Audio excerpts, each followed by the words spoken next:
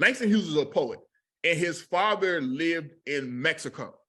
And so Langston Hughes used to travel between wherever he was living in the US to Mexico by train, and Texas was one of the places that he often had to pass through to get to Mexico.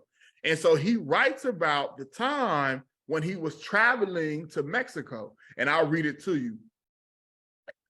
In this writing he has called Back Home. He says, during the trip to the border, several American whites on the train mistook me for a Mexican. And some of them even spoke to me in Spanish. Since I am copper brown complexion with black hair that can be made quite slick and shiny, has enough pomade on it in the Mexican fashion.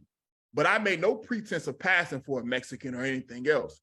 I think what he points out here is exactly the point that I'm trying to make, that it's the whiteness that Latino or Mexicans are afforded. It's not what they look like, well, to a degree.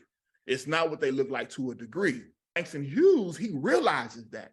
He said he figured out if he was in Texas, he could go to a train station and say, yo quiero un boleto. He said if he could say that, they would sell him a ticket to sit in the white section. He said he knew that, but like he says, he didn't want to pass, but he knew that he could. And what he's highlighting is he's saying like, damn, my skin is copper, it's brown.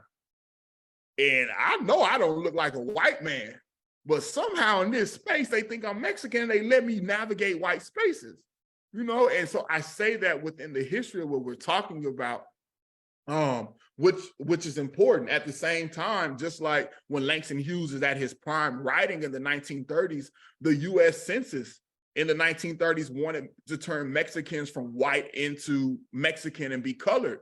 And that was not going to happen. Like Mexican people, LULAC, they organized, they went as far, like I said, they called the president of Mexico and said they will not be classified as anything other than white. Point blank with the period. We're not going to be anything less than white. And the US relented and changed the categorization back to white.